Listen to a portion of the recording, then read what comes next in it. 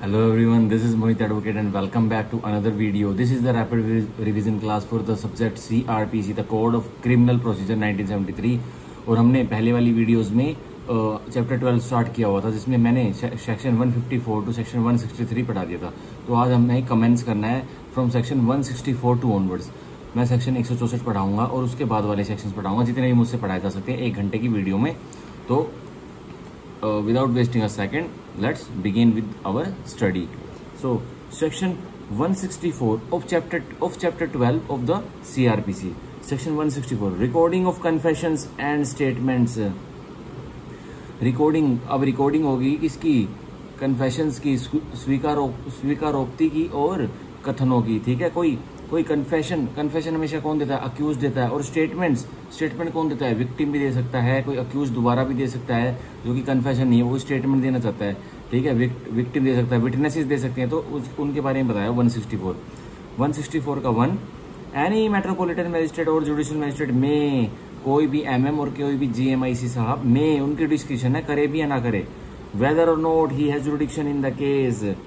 उसके पास एमएम साहब के पास, जीएमआईसी साहब के पास करे या ना करे वो तो डिस्क्रिप्शन है ही, और उसके पास जुरिडिक्शन है उस केस में, मुकदमे में, क्रिमिनल मुकदमे में जो उसके आगे आया है जो मुकदमा, या नहीं है, कोई फर्क नहीं पड़ता।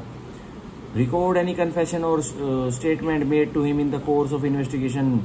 ठीक है, अंडर दिस चैप्टर। तो रिकॉर्ड करेंगे एमएम साहब और जुडिशियल मजिस्ट्रेट फर्स्ट क्लास साहब कोई भी स्वीकारोक्ति और कोई भी कथन जो उसके सामने आकर कोई बोलता है। ठीक है, तो स्वीकारोक्ति हमेशा अक्यूज करेगा, कन्फेशन और स्टेटमेंट हमेशा विक्टिम, विटनेसेस या अक्यूज भी दे सकता है। ठीक है, और किस दौरान करेगा, कौन सी स्टेज पे करेगा? इन्वेस्टिगेशन स्टेज पे कन्फेशन और स्टेटमेंट रिकॉर्ड करेगा। ठीक है, तो यह इसका रोल कन्फेशन और स्टेटमेंट का और सेक्शन 164 का ओनली इन्वेस्टिगेशन स्टेज पे आता है, ना कि इंक्वायरी और ना कि ट्रायल स्टेज पे।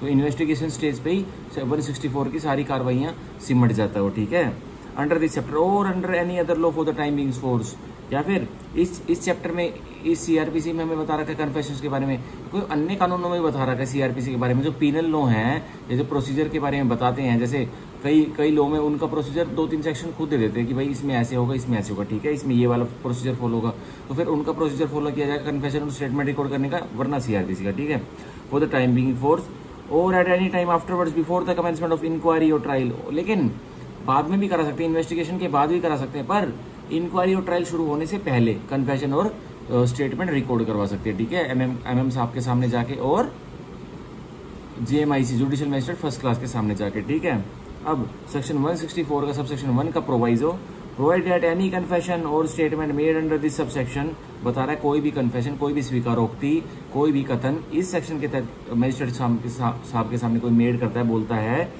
may also be recorded by audio, video, electronic means in the presence of the advocate of the person accused of an offense। तो यह कन्फेशन और स्टेटमेंट जो मजिस्ट्रेट साहब के सामने कोई बोलेगा तो उसको ऑडियो, वीडियो, इलेक्ट्रॉनिक मीन्स से भी उसको रिकॉर्ड कर लिया जाएगा, उसकी टेप रिकॉर्डिंग हो जाएगी, उसको आगे दिखाते हुए उसकी हैंडीकैम में वीडियो बन जाएगी। तो ऑडियो, वीडियो, इलेक्ट्रॉनिक मीन्स से भी उसकी कन्फेशन और स्टेटमेंट को रिकॉर्ड किया जा सकता है, जो भी पर्सन दे रहा है एमएम के सामने और जुडिशियल मजिस्ट्रेट फर्स्ट क्लास के सामने। ठीक है, और किसकी हाजिरी में होगी? कोई भी कन्फेशन या कोई भी स्टेटमेंट रिकॉर्ड होगी। कन्फेशन तो अक्यूज्ड की होगी और स्टेटमेंट विक्टिम की, अक्यूज्ड की और विटनेस की होगी। तो लेकिन अगर स्टेटमेंट रिकॉर्ड हो रही है तो वो एडवोकेट की, जो एडवोकेट है किसका? अक्यूज्ड का, उसकी हाजिरी में होगी, उसकी प्रेजेंस होनी चाहिए कोर्ट में। ठीक है, 164 सेक्शन 164 सब सेक्शन 1 का proviso 2, provide further that no confession shall be recorded by police officer. बताया गया है कोई भी कन्फेशन, कौन सी कन्फेशन जो कि अक्यूज दे रहा है वो रिकॉर्ड नहीं करेगा। कौन? कोई भी पुलिसकर्मी। क्यों? On whom any power of magistrate has been conferred. उस पुलिसकर्मी पर किसी राज्य सरकार ने मजिस्ट्रेट की पावर कन्फर्ड कर रखी। तो ये मत समझ लेना आप तुम कन्फेशन भी रिकॉर्ड करने के योग्य हो गए, नहीं।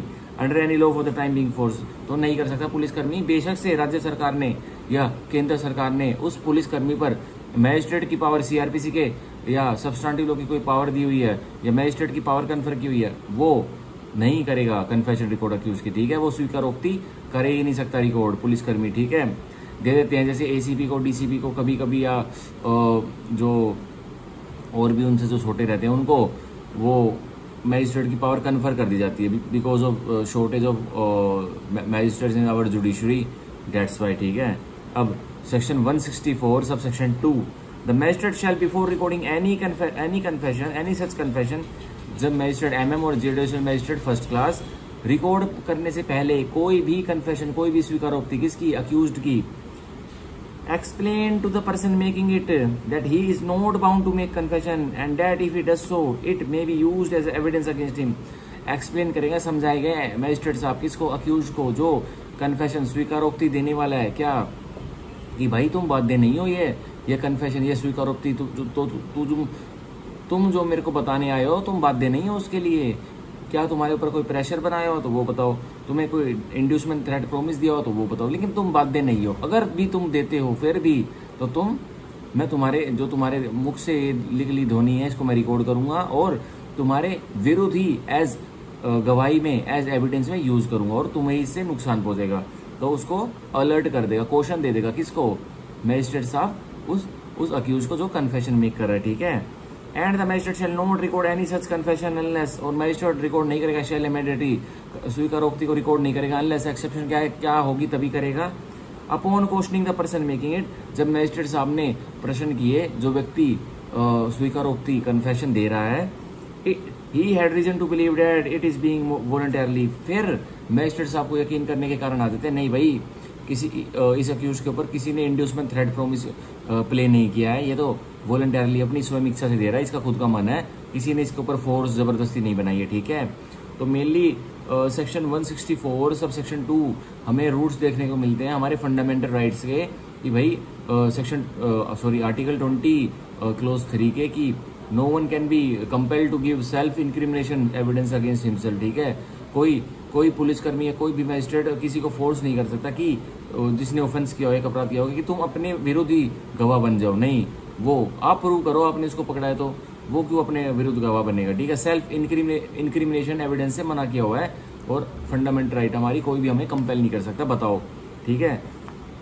और ये इसलिए उसको क्वेश्चन भी दे रहा है, और इसलिए उसको क्वेश्चन भी दे रहा है कि भाई you are not bound to make the confession, तुम बाध्य नहीं हो बिल्कुल भी, तुम्हारे पास फंडामेंटल राइट है 20, उसको समझाएगा मैजिस्ट्रेट एमएम साहब जुडिशियल मैजिस्ट्रेट फर्स्ट क्लास की, तुम्हारे पास फंडामेंटल राइट है, संवैधानिक अधिकार है कि तुम बेशक से मत दो कन्फेशन, कोई तुम्हें कुछ नहीं कहेगा, ठीक है, पर समझाएगा, पर फिर भी देता है तो वो तो एक्सेप्शन है कि भाई फिर रिकॉर्ड कर ली जाएगी, ठीक है।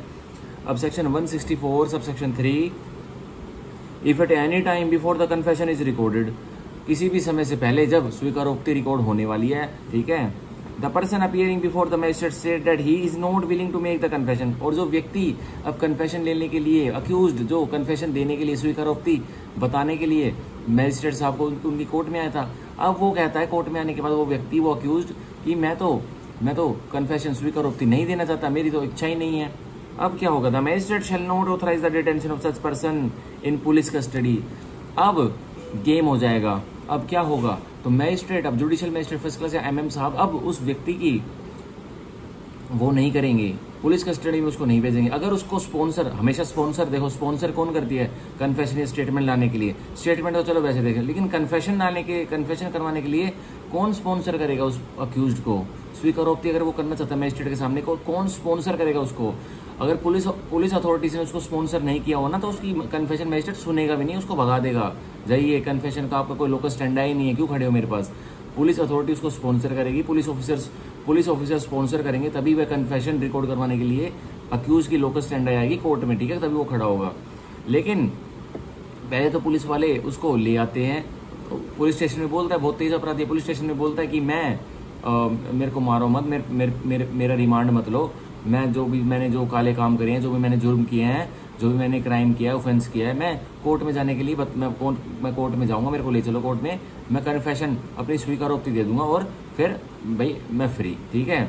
तो वो कोर्ट में आने के बाद तो बोलता ही नहीं कुछ, बोलता है मैं तो नहीं जी, मेरे को तो ये ऐसे ही लाए, मैं तो देना नहीं चाहता, मैं कन्फेशन देने के लिए ये जोर जबरदस्ती करी थी मेरे साथ, मैं तो देना ही नहीं चाहता। अब क्या होगा, अब मैजिस्ट्रेट उस अक्यूज को, जो ऑफेंस के लिए अक्यूज था, जो स्वीकारोक्ति देने आया था, उसको पुलिस कस्टडी नहीं देगी। जो पुलिस कस्टडी होती है ना 15 दिनों तक की, ठीक है, थोड़ी कम दिनों तक भी हो सकती है, 15 डेज तो लिमिट है। अब पुलिस कस्टडी में नहीं भेजेगा, चाहे उसको 2 दिन बाद ही लिया है और पुलिस ऑफिसर, अब उनके 13 डेज पुलिस कस्टडी बिल्कुल नहीं देगा, और केस के एंड तक भी नहीं देगा, जब भी उनको नीड पड़ेगी। और केस के एंड तक भी क्या नीड पड़ेगी, 15 डेज तो लिमिट है भाई, आपने अरेस्ट किया तो 15 डेज तक ही आपको मिल सकती है पुलिस कस्टडी उस अक्यूज की, उसके बाद तो वो जुडिशियल कस्टडी में रहेगा 167 में, ठीक है, और वो भी 60 डेज और 90 डेज, ठीक है, अकॉर्डिंग टू द ऑफेंस। अब section 164 subsection 4, any such confession shall be recorded in the manner provided in section 281 for recording the examination of an accused person. जो हर कन्फेशन स्वीकारोक्ति की वो रिकॉर्ड किया जाएगा, वो किस तरीके से होगा, तो सेक्शन 281 में जो तरीका बता रखा है, जो मैनर बता रखा है, किस चीज के लिए, examination of an accused person के लिए जो तरीका बता रखा है सेक्शन 281 में, उसकी तरीके से होगा, मतलब क्वेश्चन आंसर फॉर्म में होगा, ठीक है, नरेशन फॉर्म में होगा, बॉइल्ड फॉर्म में नहीं होगा, यही बता रहा है। And shall be signed by the person making the confession, और जिस व्यक्ति ने, जिस अक्यूज ने स्वीकारोक्ति दी है वह उसको साइन भी करेगा, उस पेपर पर जब कन्फेशन रिकॉर्ड हो जाएगी उस पर हस्ताक्षर भी करेगा। And the magistrate shall make a memorandum at the foot of such record to the following effect, और जो मैजिस्ट्रेट जिसने उस व्यक्ति की स्वीकारोक्ति रिकॉर्ड की है वो नीचे मैजिस्ट्रेट साहब उस जो पेज है जिसपे ऊपर तो कन्फेशन रिकॉर्ड हो गई, तो या उसके नीचे फुट पर एक नीचे ये वाली जो नीचे लाइंस दी गई हैं ये रिकॉर्ड करेगा। तो क्या दी गई है, I have explain to mister X that he is not bound to make a confession and against him and दोबारा पढ़ता हूँ, I have explain to mister X that he is not bound to make a confession and that if he does so, any confession he may make may be used as evidence against him, and I believe that this confession was voluntarily made. It was taken in my presence and hearing and was read over to the person making it and admitted by him to the correct, and it contain a full and true account of the statement made by him. तो magistrate बोलेगा कि मैंने इसको बता दिया था कि भाई तुम बाध्य नहीं हो कन्फेशन मतलब स्वीकारोक्ति देने के लिए, बताने के लिए मेरे को, अगर फिर भी बताते हो तो मैं तुम्हारे विरुद्ध ही इसको यूज करने वाला हूँ, और यह मेरी प्रेजेंस में मैंने सुना था जब ये कन्फेशन दे रहा था अक्यूज, और मेरी प्रेजेंस में कन्फेशन रिकॉर्ड की गई थी, ठीक है, और यह बिल्कुल हूबहू रिकॉर्ड है, ट्रू रिकॉर्ड है, जैसा कि अपराधी ने, अक्यूज ने जो कन्फेशन दे रहा था उसके मुंह से शब्द निकले हूबहू ऐसा मैंने लिखा हुआ है, ठीक है। अब साइन करेगा मिस्टर ए बी मैजिस्ट्रेट, नीचे साइन कर देंगे, तो यह होती है, ये करना पड़ता है, ये फुट इंपॉर्टेंट है, ये क्या बताता है, ये काम आएगा जब इलाका मैजिस्ट्रेट जिसकी कोर्ट में केस जाना है, जिसकी कोर्ट में केस जाना है उसको पता लग जाए कि हाँ भाई वो वॉलंटियरली दी गई है, मैजिस्ट्रेट जो रिकॉर्डिंग मैजिस्ट्रेट से जो रिकॉर्डिंग मैजिस्ट्रेट से जिसने स्टेटमेंट रिकॉर्ड की है उन्होंने सारे क्वेश्चन, सारी गाइडलाइंस जो कि प्रिंसिपल ऑफ नेचुरल जस्टिस की है वो फॉलो की थी, ठीक है, तो वो इलाका मैजिस्ट्रेट जो केस को ट्राई करने वाले हैं, जो मैजिस्ट्रेट हैं वो समझ जाएं इस सारे रिकॉर्ड को देख के कि भाई जो रिकॉर्डिंग मैजिस्ट्रेट थे वो उन्होंने बहुत पूरी guidelines principle of natural justice की फॉलो की हो रखी है, ठीक है। तो यह बहुत इंपॉर्टेंट है, बहुतों को नहीं पता। वो जो कन्फेशन और जो स्टेटमेंट रिकॉर्ड होती है वो रिकॉर्डिंग मैजिस्ट्रेट अलग होता है हमेशा। रिकॉर्डिंग मैजिस्ट्रेट जिस कोर्ट में ट्राई होना है केस, वो कभी भी कन्फेशन एक अपने वाले केस की रिकॉर्ड नहीं करेगा, कोई रिकॉर्डिंग मैजिस्ट्रेट अलग होगा। रिकॉर्डिंग मैजिस्ट्रेट सारा रिकॉर्ड बना के भेज देगा जिस केस में वह जिस कोर्ट में वह केस ट्राई होने वाला, ठीक है। तो यह साफ साफ दिया गया है 164 सबसेक्शन 6 में, वो आने वाले अभी पढ़ेंगे थोड़ी देर में। अब पढ़ते हैं हम 164 subsection 5, any statement other than अ कन्फेशन। तो कह रहा है कोई भी और भी कथन जो कि स्वीकारोक्ति नहीं है, तो कौन सा वो कथन, कोई भी मेड अंडर सबसेक्शन 1, और वो कथन किसमें मेड होता है, सबसेक्शन 1 के तहत। शैल be recorded in such manner, तो किस तरीके से रिकॉर्ड किया जाएगा, हेयर इन आफ्टर प्रोवाइड, जो नीचे दिया गया है यहाँ इस तरीके से रिकॉर्ड किया जाएगा। The recording of evidence as is in the opinion of the magistrate, जो भी मैजिस्ट्रेट की राय में best fitted to the circumstances of the case, जो कि बिल्कुल हालात, केस के मुकदमे के हालात देखकर जो बेस्ट तंदुरुस्त है उस वे में किया जाएगा उसको स्टेटमेंट को रिकॉर्ड, ठीक है। And the magistrate shall have power to administer oath to the person, और स्टेटमेंट रिकॉर्ड करते वक्त मैजिस्ट्रेट के पास शपथ दिलाने की पावर आ जाएगी। कन्फेशन में शपथ ओथ नहीं दिला रहा था मैजिस्ट्रेट, क्योंकि एलिमेंट थे ना कि शपथ दिला दूंगा तो यह कुछ गलत भी बोलना चाहेगा तब भी ये बाइंड हो जाएगा। अगर शपथ दिला दूंगा तो लाइबिलिटी बन जाती है, क्रिमिनल लाइबिलिटी। अगर आप शपथ पे भी झूठ बोल रहे हो तो क्रिमिनल लाइबिलिटी बन जाएगी। लेकिन पावर टू एडमिनिस्टर ओथ, लेकिन कोई स्टेटमेंट दे रहा है, कोई कन्फेशन नहीं, स्वीकारोक्ति नहीं दे रहा, लेकिन स्टेटमेंट दे रहा है, कोई भी विटनेस दे रहा है, कोई अक्यूज दे रहा है या कोई विक्टिम दे रहा है, तो वह स्टेटमेंट दे रहा है। स्टेटमेंट मतलब देगा तो उस पर ओथ एडमिनिस्टर हो जाएगी, ठीक है, मतलब उसको शपथ दिला देंगे मैजिस्ट्रेट साहब। Who statement is so recorded, जिसकी स्टेटमेंट, जिसका कथन रिकॉर्ड किया जा रहा है मैजिस्ट्रेट साहब द्वारा, उसको उसको शपथ दिला दी जाएगी कि जो तू बोलेगा सच बोलेगा, ठीक है।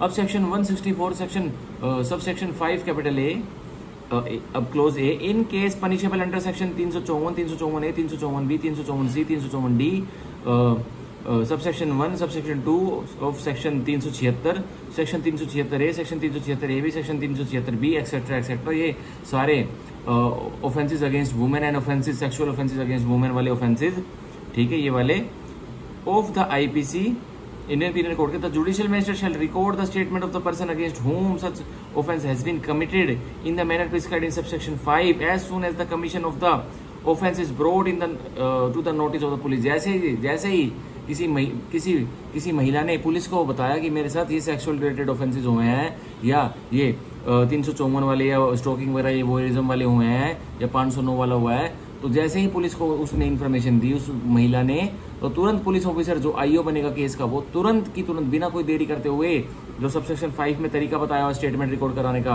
अब वो महिला विक्टिम हो चुकी है ना, तो उसको मजिस्ट्रेट के सामने जाके, एमएम साहब के सामने जाके, जेएमआईसी के सामने जाके रिकॉर्डिंग हो जाएगी उस महिला के कथन की, जो कि वो क्या बताना चाहती है, ठीक है।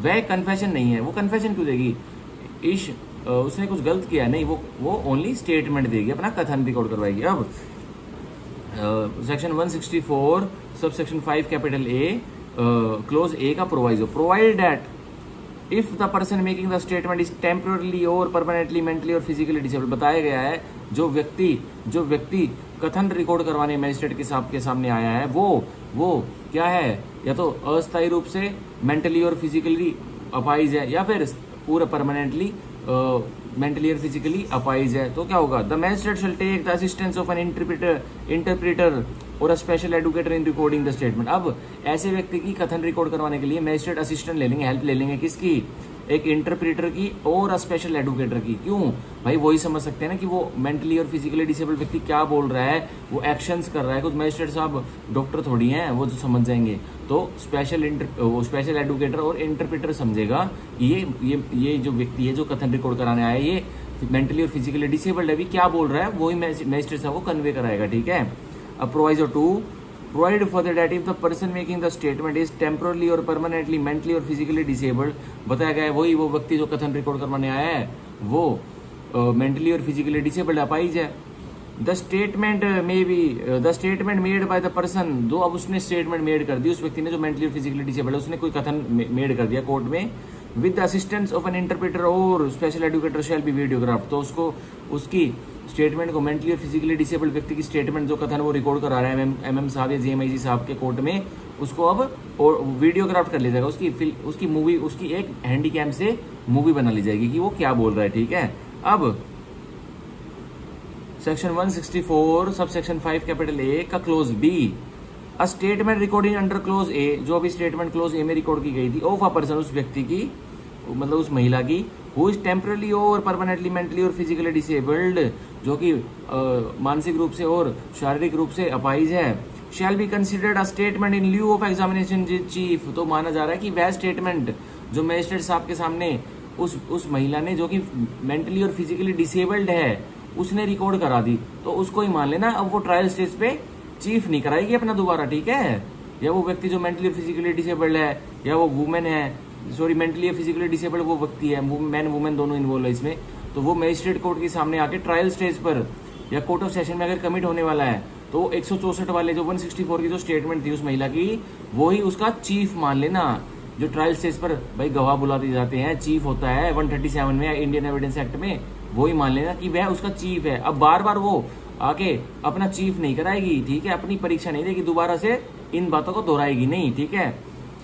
As specified in section 137 of Indian evidence act 1872, जो कि 137 ने प्रोविजन बता रखे है एग्जामिनेशन इन चीफ के, क्रॉस वगैरह के, ठीक है, री एग्जामिनेशन के, such that the maker of the statement can be cross examined on such statement.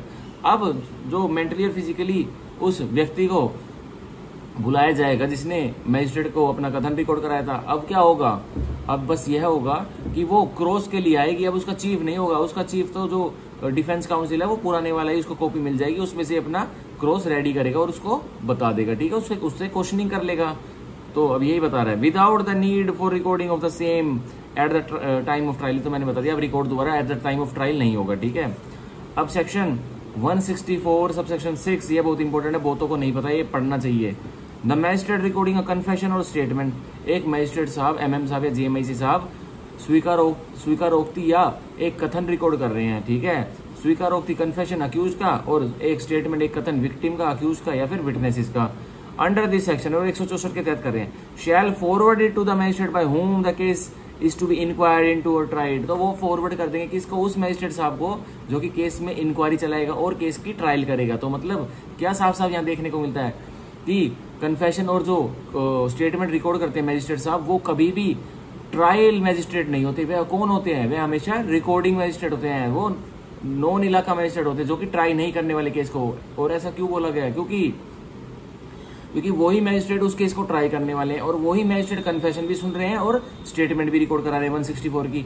तो बायसनेस के चांसेस बहुत हाई हो जाते हैं कि वही मैजिस्ट्रेट तो अब जो व्यक्ति है वो कन्फेशन रिकॉर्ड करा रहे हैं, स्टेटमेंट रिकॉर्ड करा रहे हैं, और वही मैजिस्ट्रेट आगे जाके ट्रायल चलाने वाले हैं इंक्वायरी के बाद, ठीक है। तो ऐसे में बायसनेस के चांसेस हो जाते हैं, क्योंकि इसमें फिर भेदभाव हो सकता है। जो ट्रायल मैजिस्ट्रेट है वो कुछ अनदर फीलिंग, अनदर थिंकिंग ला सकते हैं। नहीं, कन्फेशन के टाइम पे और जब स्टेटमेंट रिकॉर्ड होती है इन्वेस्टिगेशन स्टेज पे बहुत मतलब न्यू सर्कमस्टांसेस होते हैं, नए हालात होते हैं, केस नया नया उभरा होता है।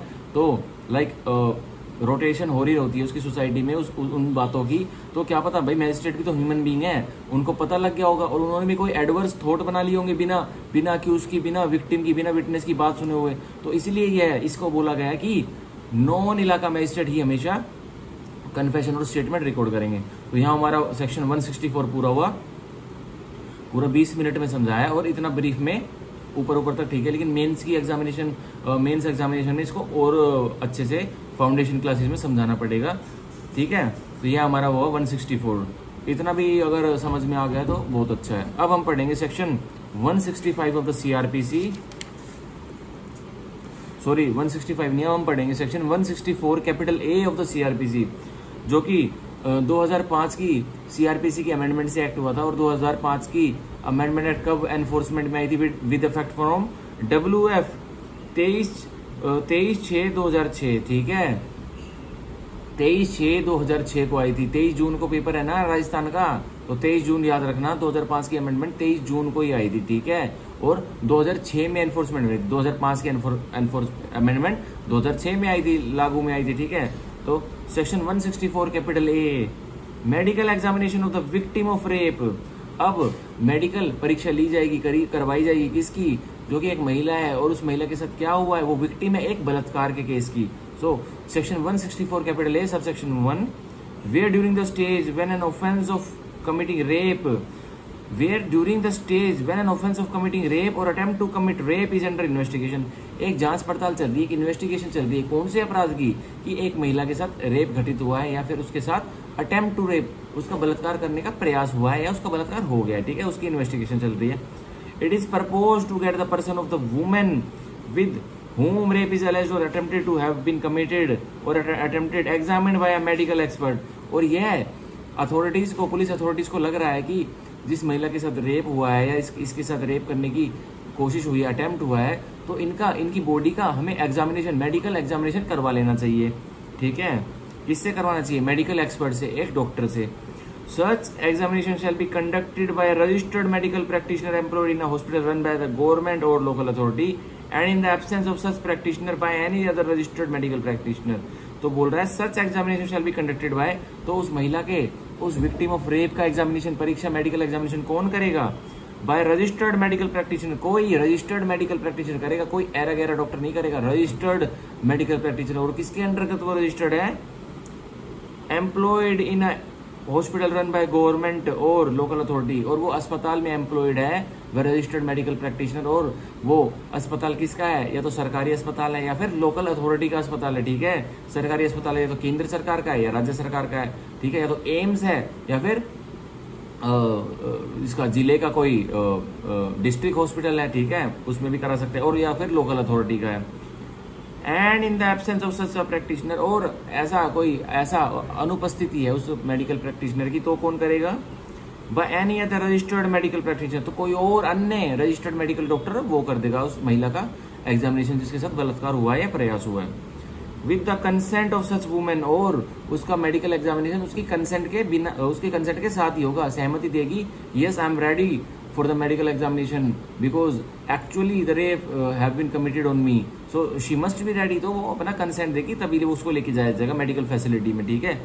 और of a person competent to give such consent on her behalf, या कोई और अन्य व्यक्ति है, विक्टिम बिल्कुल बोल नहीं पा रही है, सहमी हुई है, या विक्टिम बिल्कुल ही अनकॉन्शियस है, बिल्कुल बेहोश हुई पड़ी है, तो उसका कोई कॉम्पिटेंट सक्षम कोई गार्जियन है, उसका कोई सक्षम कोई उसके बिहाफ पे कोई व्यक्ति है, वो ठीक है, वो दे देगा कंसेंट।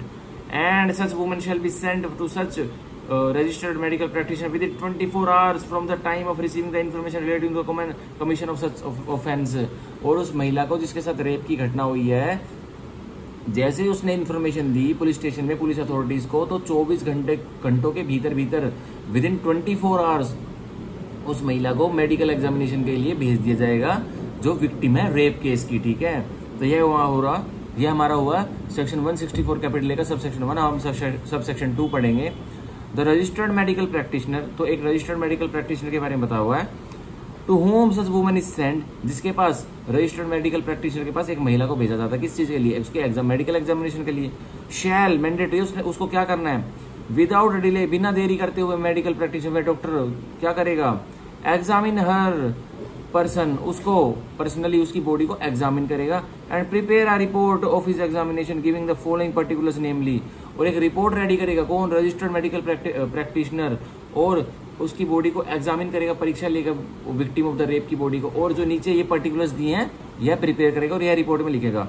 अब sub add 1, the name and address of the women and of the person by whom she was brought, नाम लिखेगा, पता लिखेगा उस महिला का जिसका मेडिकल एग्जामिनेशन हो रहा है, और उस व्यक्ति का भी नाम पता लिखेगा जो इस महिला को लेके आया अस्पताल में, ठीक है। Sub add 2, the age of the woman, क्या उम्र है महिला की, वह लिखेगा रिपोर्ट में। Sub add 3, the description of material taken from the person of the women for DNA profiling, अब क्या डीएनए प्रोफाइलिंग के लिए क्या सब्सटेंस लिया गया है वुमेन की बॉडी से, लाइक वो उसका डिस्क्रिप्शन लिया जाएगा, लाइक कोई स्किन का पार्टिकल लिया हुआ है, जैसे जो अक्यूज ने मतलब अपने नेल्स का यूज किया था तो उसके नेल्स रह गए होंगे वुमेन की बॉडी के ऊपर, तो उसका भी सैंपल ले लिया जाएगा, और कोई और जैसे स्पर्म वगैरह सीमन वगैरह मिलता है तो उसका भी सैंपल ले लिया जाएगा, ठीक है। अब sub add 4, marks of injury if any, कोई चोट के निशान है उस वुमेन जो विक्टिम है रेप की, अगर वो चोट के निशान है तो वो ले लिए जाएंगे, on the person of the women, जो वुमेन के ऊपर है। अब सब एड 5,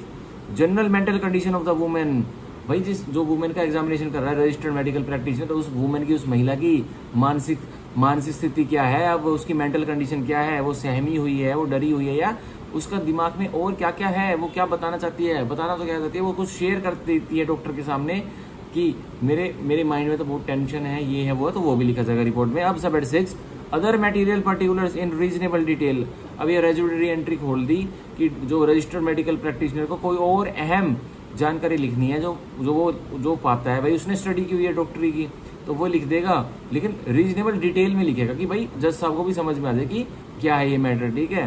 तो ये हो गया। अब 164 कैपिटल का subsection 3, the report shell state precisely the reasons for each conclusion arrived at, अब जो भी मटेरियल्स लिए गए थे उस वुमेन की बॉडी से जब उसका मेडिकल एग्जामिनेशन होता था, तो उस रिपोर्ट में उनके बारे में खोलकर विस्तार से बताया जाएगा कि भाई मेरी क्या फाइंडिंग्स है इस रिपोर्ट पर, इस मेडिकल एग्जामिनेशन पे, ठीक है। अब subsection 4, the report shall specifically record that the consent of the women और of the person competent to give such consent on her behalf to such examination had been obtained, तो registered medical practitioner वो report बनाएगा, उसमें specifically लिखा जाएगा कि क्या कि महिला की सहमति ले ली गई थी, उसके बाद ही इसका मेडिकल एग्जामिनेशन हुआ है, या फिर महिला सहमति नहीं दे सकती थी, या इसके किसी रिश्तेदार की, इसके किसी फैमिली मेंबर की सहमति ले ली गई थी, तभी इनका मेडिकल एग्जामिनेशन हुआ है, ठीक है, जो विक्टिम ऑफ रेप है। अब subsection 5, the exact time of commencement and completion of the examination shall also be noted in the report. अब उस रिपोर्ट में क्या होगा, कब रजिस्टर्ड मेडिकल प्रैक्टिशनर ने शुरुआत की एग्जामिनेशन करने की, और कब एंड हुआ, कब कंप्लीट हो गई एग्जामिनेशन, वो टाइम भी लिखा जाएगा और एग्जैक्ट टाइम लिखा जाएगा, ठीक है। अब subsection 6 of section 164 capital A, the registered medical practitioner shall, तो जो रजिस्टर्ड मेडिकल प्रैक्टिशनर वो शैल मैंडेटरी क्या करेंगे, विदाउट डिले, बिना कोई देरी करते हो, forward the report to the investigating officer, forward कर देंगे अपनी रिपोर्ट जो उन्होंने बनाई है, किसको, आईओ को फॉरवर्ड कर देंगे, ठीक है। Who shall forward it to the magistrate refer to in section 173, तो वो आईओ अब किसको फॉरवर्ड कर देंगे, उस रिपोर्ट के कागजात को मैजिस्ट्रेट साहब को, और वो कब करेंगे, जो कि कागजात 173 में जो नीड पड़ती है मैजिस्ट्रेट साहब को, ठीक है, चार्जशीट चलान जब वो देता है कोर्ट में वो आईओ, तब उसके साथ वह फॉरवर्ड कर दी जाएगी report. As part of the documents refer to in clause A of subsection 5 of that section, जो कि बताया गया कौन से सेक्शन में की रिपोर्ट वगैरह कागज वगैरह सारे देने पड़ते हैं, जो भी आपने एग्जामिनेशन वगैरह मेडिकल वगैरह कुछ भी कराया विक्टिम का, 173 के सबसेक्शन 5 के क्लोज ए में, ठीक है। अब हम पढ़ेंगे subsection 7, nothing in this section shall be construed as rendering lawful any examination without the consent of women और any person competent to give such consent on her behalf.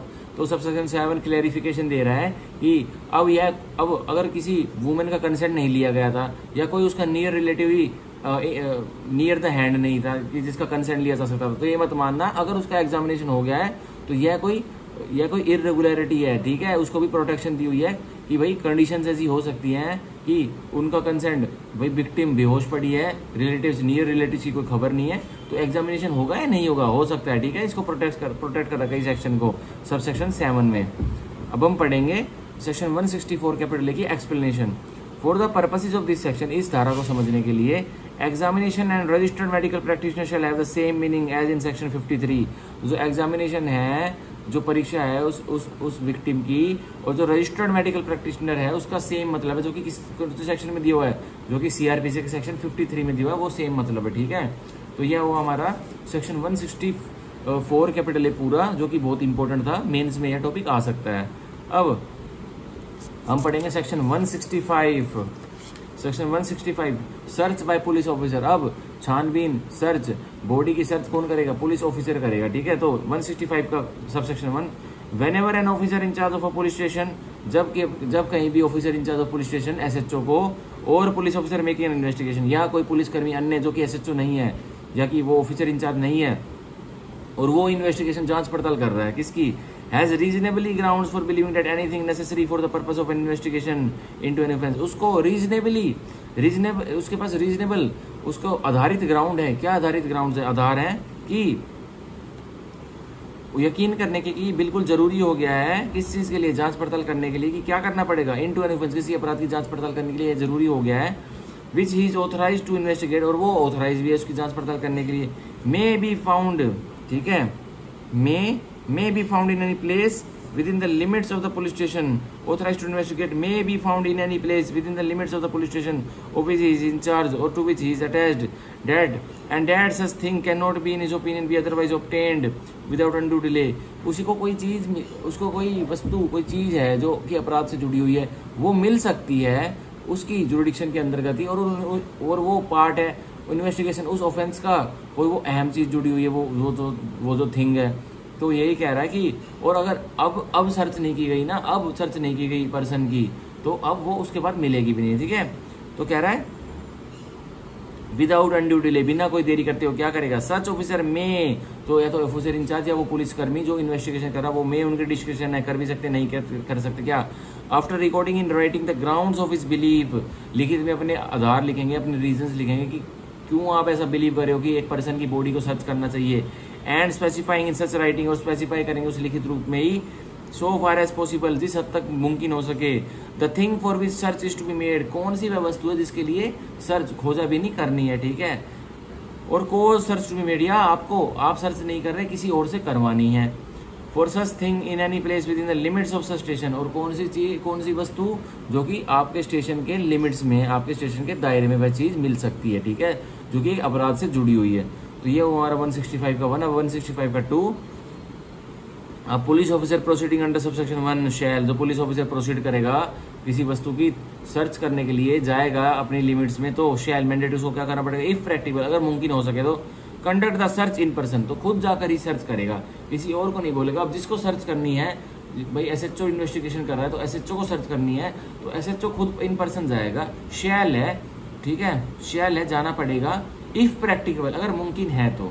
अब 165 का 3, if he is unable to conduct the search in person, अगर वह police officer जो investigation कर रहा है वह सर्च इन पर्सन नहीं कर पाता है, and there is no other person competent to make the search present at the time, और कोई अन्य व्यक्ति भी कॉम्पिटेंट सक्षम नहीं है जो कि सर्च कर सके उस समय के दौरान, जिस समय के दौरान करनी है ही में, तो अब उसके डिक्शनरी वो क्या करेगा, after recording in writing his reasons for doing so, फिर लिखित में रीजंस रिकॉर्ड करेगा और क्या करेगा, require any officer subordinate to him to make the search, को अपने किसी छोटे जूनियर ऑफिसर को बोल देगा कि आप जाके सर्च करके आइए, और एक उसके उसमें रिटर्न ऑर्डर एक कर देगा, ठीक है। And he shall deliver to such subordinate officer an order in writing, अब जो वो लिखित में ऑर्डर करेगा, अपने रीजंस रिकॉर्ड करेगा, उसके लिए ये एक लिखित रूप में एक ऑर्डर भी दे देगा उस सबऑर्डिनेट ऑफिसर को जिसको वो भेज रहा है सर्च करने के लिए। Specifying the place to be search, उस ऑर्डर में क्या लिखा होगा, उस जगह का नाम जो कि जिसमें सर्च होनी है, ठीक है।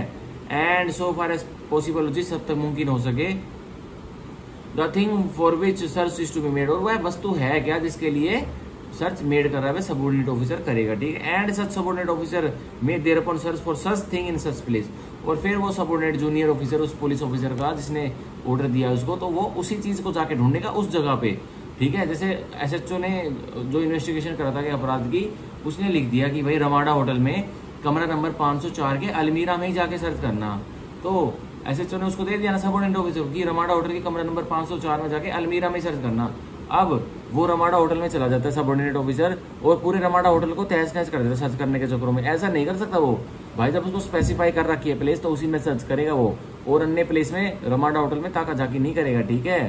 तो यही बता रखा हमें 165 के 3 में। अब 165 का 4, the provisions of this code as to search warrants and the general provisions as to search as contained in section 100 shall so far as may be apply to search made under this section, जो पहले जो पीछे अभी section 100 में जो provisions दिए गए थे वही उसी तरह से यह सर्च की जाएगी और किसी तरह से नहीं की जाएगी, ठीक है।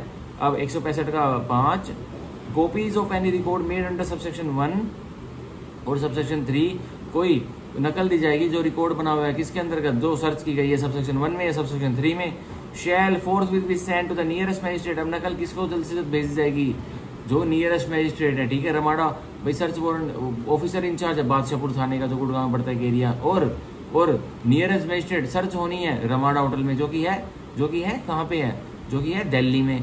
अब तो दिल्ली के पास तो कोई नियरेस्ट मैजिस्ट्रेट बैठा होगा, बादशाहपुर जो गुड़गांव में वो तो बहुत दूर है, तो उसको दिल्ली वाले मैजिस्ट्रेट को देनी पड़ेगी नियरेस्ट मैजिस्ट्रेट। ये क्या अपने सर्च में क्या ढूंढा है, empower to take cognizance of the offence, पर नहीं ये कह रहा है जो कोग्निजेंस लेने की एम्पावर्ड है उसको लिए, ठीक है। मतलब जो बादशाहपुर थाने का कोर्ट कहाँ लगता है, गुड़गांव, तो गुड़गांव वाले कोर्ट में वह उसकी नकल दी जाएगी क्या सर्च में क्या पाया गया record.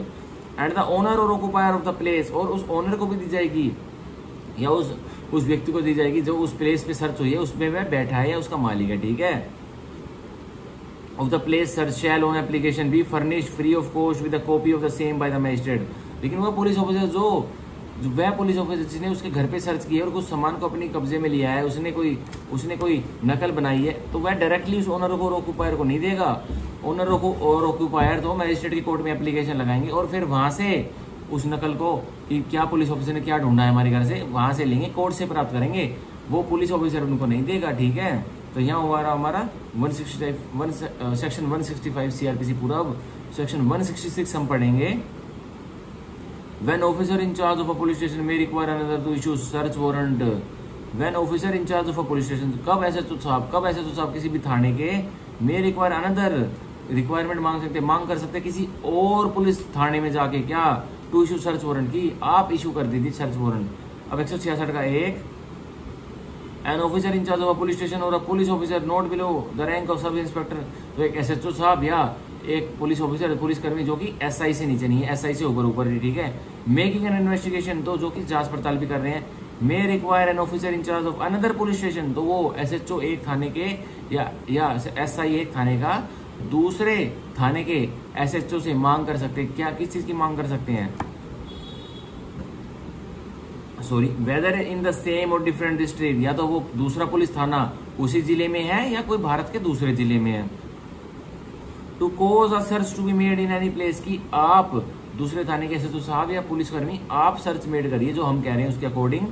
In any case in which the former officer might cause such search to be made within the limits of his own station, कि आप ऐसे सर्च करिए जैसे कि मेरे एरिया के अंदर यह थाना पड़ रहा है, आप यह सोचकर अपने एरिया के अंदर जो हम आपको रिक्वेस्ट कर रहे हैं सर्च करिए हमारे कहे अनुसार, ठीक है। तो उसको उसकी डिस्क्रिप्शन आप, ठीक है, जो दूसरा पुलिस ऑफिसर है। अब 166 का 2, search officer on being so required. अब दूसरे पुलिस ऑफिसर को, दूसरे एसएचओ को उन्होंने रिक्वेस्ट की ना, थाना नंबर 1 से व्यक्ति गए, पुलिस ऑफिसर गए थाना नंबर 2 में, जो कि उनका एरिया नहीं है, वे दूसरे एरिया में, वे मानिए गुड़गांव वाले, गुड़गांव के सेक्टर 5 के थाने वाले पुलिस स्टेशन वाले एसएचओ या एसआई कहाँ गया, दिल्ली के किसी एरिया में गया, मान लीजिए कन्नौट प्लेस पुलिस स्टेशन में गया, और उसको कन्नौट प्लेस में किसी भी जगह में, जो कन्नौट प्लेस पुलिस थाने के अंतर्गत जगह आती है, उसमें सर्च करवानी है। तो अब जो गुड़गांव, जो सेक्टर 5 गुड़गांव का थाना वाले पुलिस वगैरह में, उनके पास तो कोई पावर नहीं है ना कि कन्नौट में जाके, कन्नौट प्लेस में जाके वो कर दे, सर्च कर दे। तो उनको कन्नौट प्लेस पुलिस स्टेशन में जाएंगे और वो एसएचओ से बोलेंगे सर हमें जानकारी मिली है कि ये सर्च करनी पड़ेगी, तो आप उस हिसाब से सर्च करिए कि मान के चलिए ये कन्नौट प्लेस हमारे थाने में, तो आप ऐसे सर्च करिए, ठीक है। तो यही कह रहा है। अब 2 में 166 का 2 पढ़ रहा हूँ। Search officer on being so required that shall proceed according to the provisions of section 165। अब जिस ऑफिसर को बोला गया है वो क्या करेगा, वो एक्ट करेगा उसके अकॉर्डिंग, ठीक है। शैल है, मैंडेटरी एक्ट करना ही पड़ेगा। And shall forward the thing found, और उसको कन्नौट प्लेस वाले पुलिस ऑफिसर को, एसएचओ को कुछ चीज मिल जाती है उस सर्च के दौरान, इफ एनी कोई मिलती है, to the officer at whose request the search was made, और वो गुड़गांव वाले पुलिस ऑफिसर को, एसएचओ को, कन्नौट प्लेस वाला एसएचओ वह वस्तु दे देगा जिसके लिए कन्नौट प्लेस वाला एसएचओ ने सर्च की थी, ठीक है। तो यह था हमारा 166 का 2। अब 166 का 3 हम पढ़ेंगे।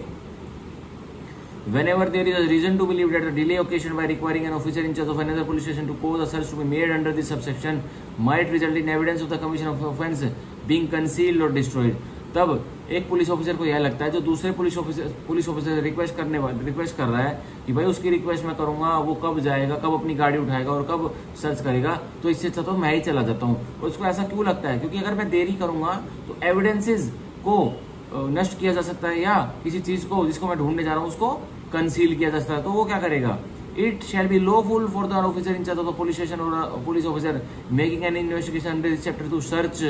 अब उसके लिए जिसकी जुरिडिक्शन भी नहीं है उसके लिए लॉफुल हो जाएगा, एसएचओ के लिए, कोई और पुलिसकर्मी है जो कि सर्च मेड करने वाला है किसी अपराध में जो जांच पड़ताल कर रहा है, ठीक है, टू सर्च, कि वो अब खोजबीन कर सकता है बिना उसको बताए, ठीक है, उसके उस थाने वाले को बताए, दूसरे वाले को।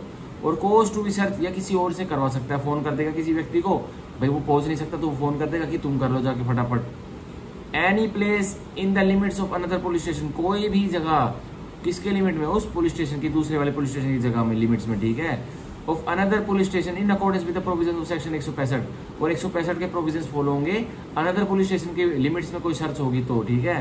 एज इफ, मान के चलिए, such place were within the local limits of his own police station. Legal fiction दे रहा है, लॉ का झूठ। अब कानून हमें झूठ बता रहा है कि क्या, मान लो कि जहां पे सर्च हो रही है वो दूसरा पुलिस स्टेशन नहीं है, वो पुलिस स्टेशन गुड़गांव वाला ही है। मान के मत चलो कि वह पुलिस स्टेशन कन्नौट प्लेस दिल्ली का है, मान लो वह पुलिस स्टेशन सेक्टर 5 का ही है जो कन्नौट प्लेस में बसा हुआ है, ठीक है। एज इफ, लीगल फिक्शन दे रहा है। अब हम करेंगे section 166 sub section 4। Any officer conducting a search under subsection 3, कोई भी ऑफिसर सर्च कर रहा है सबसेक्शन 3 में, मतलब दूसरे एसएचओ को बताए बिना, जो कि जिसका कि थाने की जुरिडिक्शन लगती है उस एरिया में, तो वही कह रहा है shall forthwith send notice to the search to the officer in charge of the police station within the limits of which search place is situated. तो एक नोटिस भी भेजेगा, भाई सर्च कर ली उसने तो सर्च कर रहा है, सर्च करने के दौरान एक नोटिस भी भेज देगा, किसको, नियरेस्ट एसएचओ को, ठीक है, जिस जगह पे वो प्लेस सिचुएट करती है।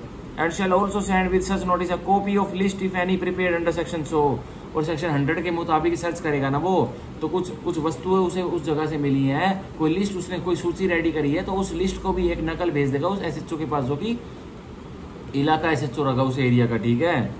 And shall also send to the nearest magistrate empowered to take cognizance of the offence. अब नियरेस्ट मजिस्ट्रेट को जो एम्पावर्ड है कॉग्निजेंस लेने के लिए उसको भी भेज देगा, ठीक है। नियरेस्ट मजिस्ट्रेट, कन्नौट प्लेस का नियरेस्ट मजिस्ट्रेट क्या उस अपराध के लिए कॉग्निजेंस नहीं ले सकता, तो चीज मिली है, बिल्कुल ले सकता, तो कन्नौट प्लेस के मजिस्ट्रेट के पास को भेजना पड़ेगा। क्या, copies of the records refer to in subsection 1 and of subsection 3 of section 65, क्या किसकी नकल, जो रिकॉर्ड बनाया है सेक्शन 100 में, क्या सूची बनाई है, क्या मिला है, आइटम क्या मिला है, क्या प्रोडक्ट मिले हैं, और आपने क्या नोटिस भेजा था उस एसएचओ को, और आपने क्या बाद में क्या एसएचओ को, जो दूसरा इलाका एसएचओ है उसको वो भेजा था, क्या आपको ऑब्जेक्ट मिला उस प्लेस से वो भेजी थी, तो उस सारी रिकॉर्ड की नकल भेज देगा नियरेस्ट मजिस्ट्रेट को जो कॉग्निजेंस लेने के लिए सक्षम है। वो पढ़ेंगे सेक्शन 166 का सबसेक्शन 5। द ओनर और occupier of the place searched, जो ओनर है जिस प्लेस का सर्च हुआ है तो उसकी क्या राइट है, शैल मैंडेटरी ऑन एप्लीकेशन, वह एप्लीकेशन लगाएगा owner, be furnish free of cost with a copy of any record send to magistrate under subsection 4। तो जहां पे प्लेस, जिस प्लेस का सर्च हुआ है तो उसका ओनर भी होगा कोई, प्रॉपर्टी तो ओनरलेस तो हो ही नहीं सकती, रेशनलिस्ट तो हो ही नहीं सकती, ठीक है, तो उसका ओनर तो होगा। अब वो ओनर उस पुलिस ऑफिसर को एप्लीकेशन लगाएगा कि भाई आपने मेरी प्रॉपर्टी से क्या क्या सर्च किया है और क्या क्या रिकॉर्ड बनाया है, क्या क्या लिस्ट आपने जो बनाई है मेरे को वो प्रोवाइड करवा दो, ठीक है। तो वह उनसे फ्री ऑफ कॉस्ट वह कॉपी ले लेगा उस एसएचओ से जिसने सर्च किया है। तो यह हमारा हुआ सेक्शन 166। अब हम पढ़ेंगे सेक्शन 166 कैपिटल ए और 166 कैपिटल बी। ये पर इसकी बस इंडेक्स पढ़ना इंपॉर्टेंट है, बॉडी इंपॉर्टेंट नहीं है। अब देखिए, letter of request to competent authority for investigation in a country और प्लेस आउटसाइड इंडिया, ठीक है। अब इंडिया वाला कोर्ट कोई विदेशी कोर्ट को लेटर ऑफ रिक्वेस्ट भेज रहा है कि कोई प्लेस, कोई इन्वेस्टिगेशन करनी है विदेशी कंट्री में, तो Indian court letter of request कहाँ भेजता है, 166 कैपिटल ए में। और ऐसे ही 166 कैपिटल बी में कोई विदेशी कंट्री इंडियन कोर्ट को लेटर ऑफ रिक्वेस्ट भेज रही है कि कोई इन्वेस्टिगेशन करनी है इंडिया में, तो वो 166 कैपिटल बी में हो जाएगी, ठीक है। अब हम पढ़ेंगे सेक्शन 167 सीआरपीसी, जो कि बहुत इंपॉर्टेंट सेक्शन है, बिल्कुल अच्छे से करेंगे इसको, ठीक है। मैं एक बार देख लेता हूँ और कितने कराऊंगा, क्योंकि डिटेल में करवा रहा हूँ ना, थोड़ा वो हो जाता है। एक सेकंड रुकिए, एक सेकंड मैं देख लेता हूँ कितने हम करेंगे। चलो देखते जितने भी हो जाते हैं, अभी कोई नहीं, अभी वीडियो चलने दो। Section 167 procedure when investigation can not be completed in 24 hours. क्या प्रोसीजर रहेगा, क्या प्रक्रिया रहेगी जब इन्वेस्टिगेशन, जांच पड़ताल कंप्लीट नहीं हो सकती, कितने घंटों के अंदर, कितने घंटों के भीतर 24 आवर्स के भीतर। और 24 आवर्स का टाइम किसने सेट कर दिया था, सेक्शन 57 सीआरपीसी ने सेट कर दिया था ना, कि अक्यूज को 24 आवर्स के भीतर नियरेस्ट मजिस्ट्रेट के सामने पेश करना होता है without any delay of the time, ठीक है। अगर 2 घंटे के अंदर जरूरत है, कोई इतना रीजनेबल कोज नहीं है कि उसको 24 घंटे तक रखा जाए, बस 2 घंटे की जरूरत है तो 2 घंटे में कर दो, जरूरी थोड़ी 24 घंटे में करो। तो ये 167 हम पढ़ेंगे, बहुत इंपॉर्टेंट है मेंस के लिए और प्री के लिए भी, ठीक है। अब सब सेक्शन 1, एक बार पानी पी लेता हूँ, प्यास लग रही है थोड़ी, ठीक है, प्यास लग रही है, गला सूख जाता है यार पड़ा के।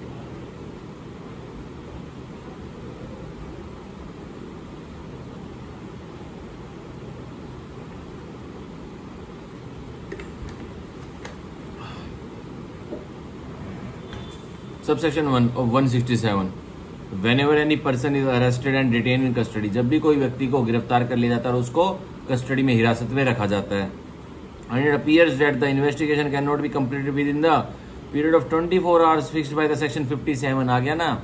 और यह अपीयर होता है किसको, भाई ऑब्वियसली आईओ को, जो इन्वेस्टिगेशन कर रहा है उस अपराध की, कि भाई 24 घंटे के भीतर तो इन्वेस्टिगेशन कंप्लीट होने को दिख रही, ये हो नहीं सकती।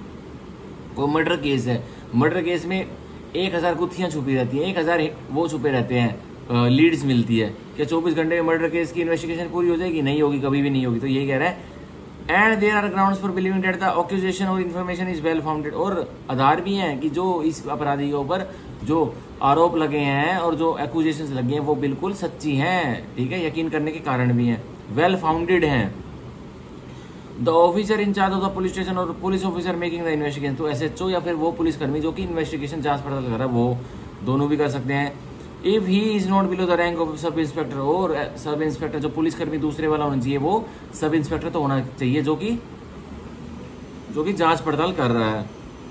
शैल फोर्थ विद, तो शैल मैंडेटरी, क्या करेंगे, फोर्थ विद इमीडिएटली, जल्द से जल्द, transmit to the nearest judicial magistrate a copy of the entries in the diary, तो क्या करेंगे, ट्रांसमिट कर देंगे जो कॉपीज ऑफ, जो कंपोजिट केस डायरी है, जो केस के लिए उन्होंने डायरी ली है राज्य सरकार से, बिल्कुल नई फ्रेश, उसमें उन्होंने क्या क्या रिकॉर्ड बनाए हैं, 24 घंटे के अंदर उन्होंने क्या क्या कार्रवाई की है, उसका रिकॉर्ड भेज दिया जाएगा नियरेस्ट मजिस्ट्रेट के पास। और क्या भेजा जाएगा, ठीक है, उस डायरी को भेज दिया जाएगा।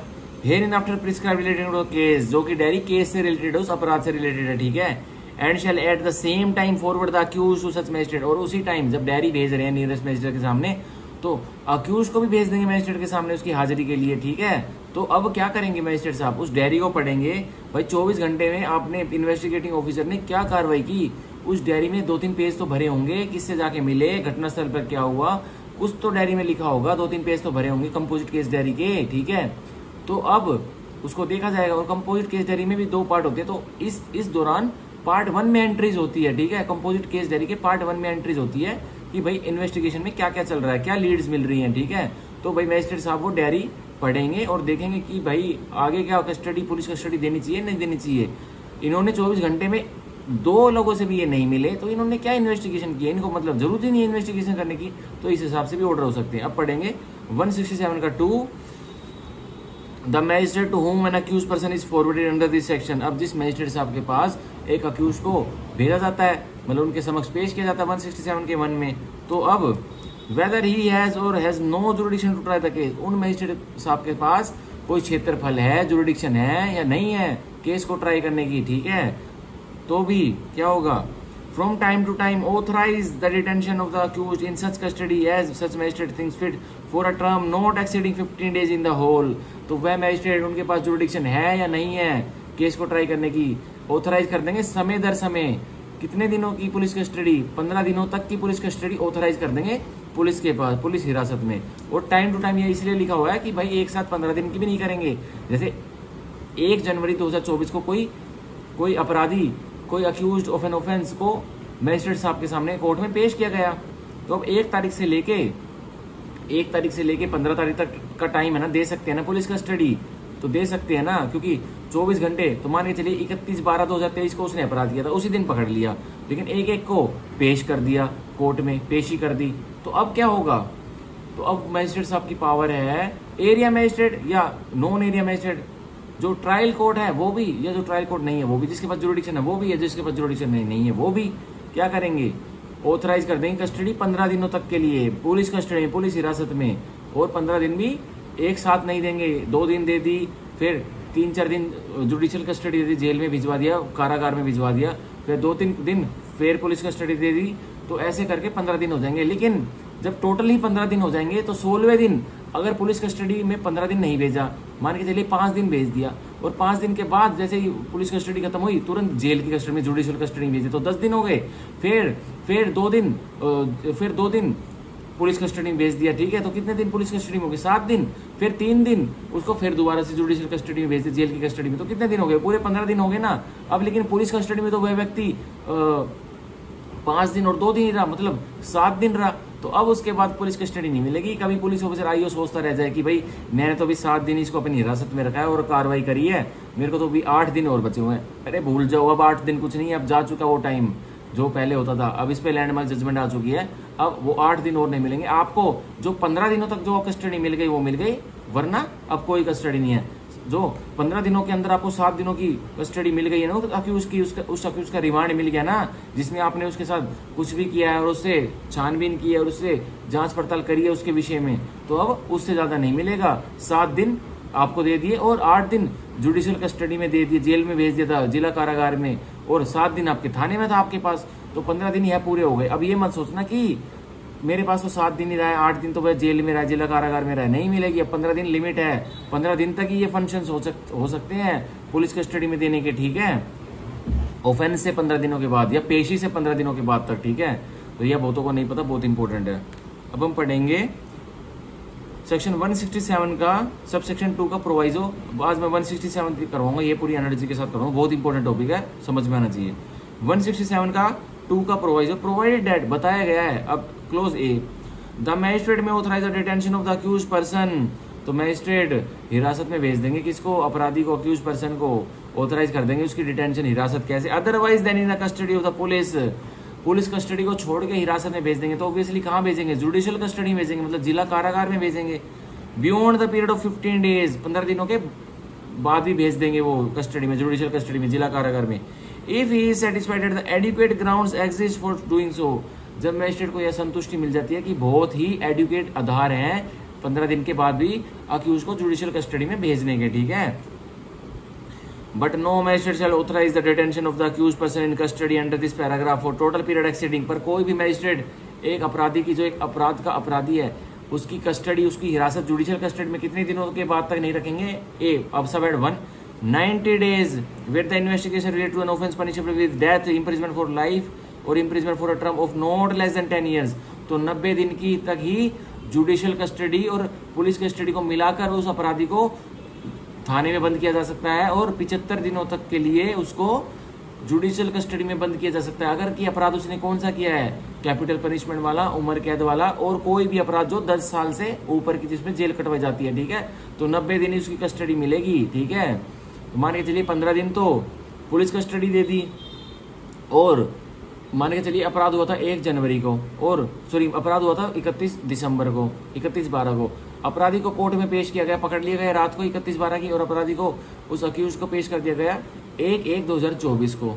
सो अब क्या होगा, अब भाई 15 दिन तक तो पुलिस कस्टडी का ऑर्डर कर सकते हैं, जो उनके डिस्क्रिप्शन है, 2-3 दिन पुलिस कस्टडी दे दी। अब तो उस 1/1 से लेके वहां से 3 महीने 90 दिन कैलकुलेट होंगे, तब तक ही उसको कस्टडी में रख सकते हो। और तब कौन से वाले अपराधों के लिए, जब उसने अपराध किया है डेथ से पनिशेबल वाला, उम्र कैद वाला, या फिर 10 साल की सजा से ऊपर वाला कोई अपराध किया, तो 90 दिन लिमिट है।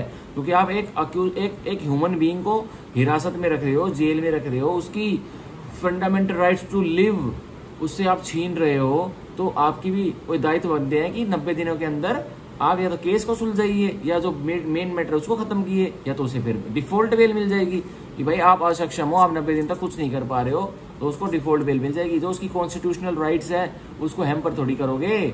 अब आप ट्रायल करो, आपसे नेगलेक्ट वो हो रहा है, कुछ देरी हो रही है, पुलिस से देरी हो रही है इन्वेस्टिगेशन करने में, तो अक्यूज थोड़ी सफर करेगा। ट्रायल तो 5 साल लगा देगी, 5 साल तक जेल में थोड़ी बैठा रहेगा, आपकी इन्वेस्टिगेशन कंप्लीट नहीं हुई तो यही कह रहा है हमारे 167 का सबसेक्शन 2 का प्रोवाइजो का क्लोज ए, ठीक है। तो डिफॉल्ट बेल का बता रहा है कि 90 दिन में डिफॉल्ट बेल मिल जाएगी। अब सब 2, अब एक और केस है, वो 10 साल से नीचे वाले जिसमें सजा दी जाती है, तो उनमें 60 दिनों से ज्यादा नहीं रख सकते। 60 days where the investigation related to any other offence, तो 60 दिन अगर इन्वेस्टिगेशन किसकी है, जांच पड़ताल किसकी चल रही है, कोई अन्य अपराध की चल रही है, मतलब 10 साल से नीचे वालों की चल रही है, तो ठीक है। 61st डे अक्यूज के पास राइट आ जाती है कि डिफॉल्ट बेल लेने की। इन्वेस्टिगेशन कंप्लीट नहीं हुई 60वें दिन और 90वें दिन, तो 61st डे और 91st डे अक्यूज के पास राइट आ जाती है कि वो डिफॉल्ट बेल ले सकता है। अब उसके पास ऐसा मैटर ऑफ राइट है, कोई मैजिस्ट्रेट भी उसको मना नहीं कर सकता कि नहीं जेल में नहीं कर सकता, वो बताएगा 167 का सबसेक्शन 2 का प्रोवाइजो देख लो, डिफॉल्ट बेल के प्रोविजन हमारे लेजिस्लेचर ने दिए हुए, मेरे को बेल दे दो अब। और इसमें भी अब बहुत सारी मैटर्स है जो समझने के होते हैं कि भाई 61st डे उसने इन्वेस्टिगेशन रिपोर्ट जमा कर दी, तो उसने किसने, पुलिस ऑफिसर ने, और या तो कोई एप्लीकेशन लगा दिया, अधूरी इन्वेस्टिगेशन रिपोर्ट जमा कर दी, तो पूरी इन्वेस्टिगेशन हो नहीं पाई है 60 दिन तक या 90 दिन तक, तो और पुलिस ऑफिसर को पता है कि डिफॉल्ट बेल मिल जाएगी, तो भाई क्या करता है वो चालबाजी करते हैं, पुलिस ऑफिसर करते हैं कि भाई अधूरी इनकम्प्लीट पुलिस रिपोर्ट चालान पेश कर देते कोर्ट में। तो अब मैजिस्ट्रेट की पूरी पावर है क्या कोग्निजेंस लेने के लिए, वो बात देनी है, शैल नहीं है, वहां में है। अगर अधूरी चालान भेजेगा, अधूरी चार्जशीट भेजेगा, तो तुरंत फेंक देगा, कहेगा मैं नहीं लूंगा कोग्निजेंस, जा। और उसको अगर उसने अपराधी ने, अक्यूज ने अपनी राइट को एक्सरसाइज किया, एप्लीकेशन लगाई कोर्ट में, तो उसको बेल मिलेगी। और मान के चलिए अधूरी पुलिस रिपोर्ट भी नहीं है, पूरी कर दी उसने, 61वें दिन कोर्ट खुलते के साथ कोर्ट में आ गया चालान लेके, चार्जशीट लेके, और उधर में ही पहले चालान आया कोर्ट में, दूसरे पल ही 1 घंटे के बाद ही अक्यूज की एप्लीकेशन आ गई उसकी डिफॉल्ट बेल की। तो अब क्या होगा, तो अब कौन सी सिचुएशन अराइज होगी, तो अब डिफॉल्ट बेल नहीं मिलेगी, क्योंकि चालान को पहले तो ये देखा जाएगा कि मैजिस्ट्रेट ने पहले देखा क्या है। भाई हो सकता है मैजिस्ट्रेट ने पहले चालान देख लियो, चार्जशीट देख लियो, या मैजिस्ट्रेट ने पहले एप्लीकेशन फॉर डिफॉल्ट बेल पढ़ लियो। तो जो भी मैजिस्ट्रेट ने पहले देखा है, जिस भी मैटर पे पहले मैजिस्ट्रेट की नजर गई है, उसको अब अलाउ करेंगे, ठीक है। भाई चार्जशीट पढ़ेंगे, तो चार्जशीट ओके हो गई, मतलब इन्वेस्टिगेशन पूरी हो गई, चार्जशीट जमा हो गई, तो डिफॉल्ट बेल कैंसिल, कोई राइट नहीं है। और अगर चार्जशीट नहीं पड़ी, डिफॉल्ट बेल की एप्लीकेशन पहले देख ली, तो भाई डिफॉल्ट बेल मिल जाएगी। तो ये मैजिस्ट्रेट की पूरी वो है, देखने की शक्ति है ऊपर। एक और केस होता है अब इसमें, कि इसमें एक और केस है, अभी तो याद था, भूल गया, चलो आगे बढ़ाता हूँ। अब प्रोवाइजो बी ऑफ 167 का 2, अब 167 ही होगा, बहुत लंबा सेक्शन है ये, सॉरी।